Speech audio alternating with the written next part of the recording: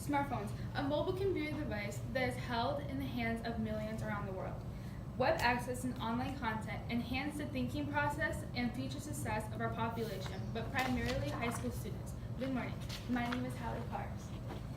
Internet connection, known to millions as Wi-Fi, is a way to connect the people across the globe, from the United States to Australia, and a way to access online content. The use of internet has diffused from hotel office buildings and now is mostly used in tablets and smartphones. In connection to the internet and smartphones, I researched the following question. To what extent has the introduction and growth of smartphone usage impacted EOC test scores of high school students enrolled in U.S. public schools over the past decade? My claim is the growth of smartphone usage has impacted the outcome of EOC test scores of high school students enrolled in U.S. public schools over the past decade. A possible problem is social media because it draws the eyes and attention of students directly on their smartphones. Therefore, a possible solution is, by providing restricted Wi-Fi access to students, they will be limited to only visit, open, and use school-provided apps and programs on their smartphones. This will reduce the percentage of social media disturbance in visiting other web addresses. Smartphones are known to access the web, applications, gaming platforms, music, and so much more. In the perspective of the school environment, they access the following: SMS messaging, web browsing, digital textbooks, Quizlet, practice tests, and classwork. These 6 tools are a way to measure student success.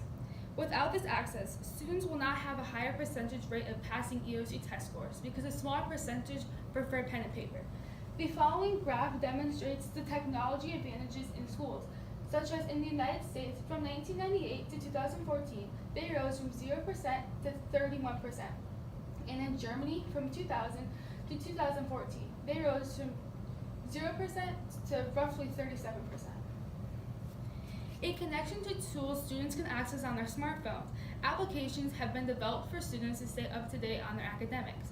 These application features include, and are not limited to, web browsing, study resources, practice tests, trivia review, assessments, classwork, homework, and most importantly, grades.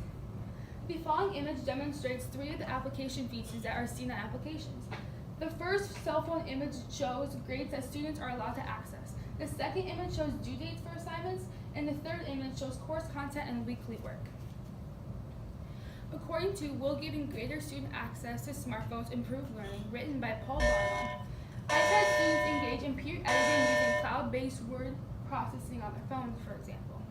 I've also heard and read about other educators using phones for exciting applications, connecting students to content via social media, recording practice presentations, and creating how-to videos for science experiments.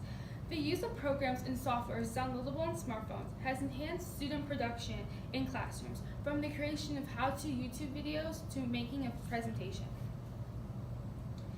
Gaming Can Make a Better World, spoken by Jane McGonigal, looks at how gaming in an online environment can help solve real worldwide problems. In connection, mathematics can also help solve worldwide problems in the online environment by applying formulas and equations to conclude a game or escape. For example, Cool Math Games provides multiple variety games for students to apply their mathematical knowledge. LearnSmart is an application that's given to students under teacher control, which grants them access to assignments, quizzes, and test scores. Since the development of LearnSmart, for example, 84% of students have earned a higher EOC test score in social studies. For example, the following image demonstrates a possible question that is given to students during test prep, such as true or false. My counter-argument is, social media may become a large distraction to U.S. public high school students, which will result in smartphone addiction. According to Social Media and the Movement of Ideas, written by Edward Kiesler, social media sites have grown exponentially in the last 5 years, and control has moved from website owners to website users. This means that social media is not just a communication tool, it is also a connection tool. It enables affiliation, interest group formation, and solidarity in new ways. Social media is used for connection with people, not as much in the academic perspective as we would like to see. The following image demonstrates a student's daily smartphone time use. For example, social media is used about 17 minutes per day, creativity is used 3 minutes per day, and reading is used 2 minutes a day. However, students who have asthma get connection on their smartphones with their peers, and they're able to access course assignments, assessments, and quizzes. Because asthma is a leading cause of hospital visits, at-home treatment, and unexpected absences, students with asthma can stay caught up thanks to the applications that are provided on smartphones. In relationship to my solution, of which students need to be under restricted Wi-Fi on campus, there are limitations. The cons of my solution include no family communication, cannot use social media for evidence on assignments, and tantrums and mental issues are at a higher risk. However, the pros of my solution include no distractions, restrictions from visiting inappropriate and or non-academic websites, higher grades, and higher EOC test scores. Therefore, I concluded the growth of smartphone usage has impacted the outcome of EOC test scores of high school students enrolled in public schools over the past decade. What questions may you have? Thank you. I do have two questions for you.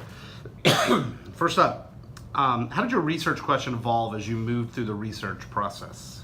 So at first, when I was doing my research question, I wanted to focus on the negative aspects. However, once I got into the different perspectives, such as teachers with allowing them to have smartphones and students with their addiction, I said, oh, maybe it would be better to focus on something different, because I feel like more people would focus on the negative aspect. Okay, and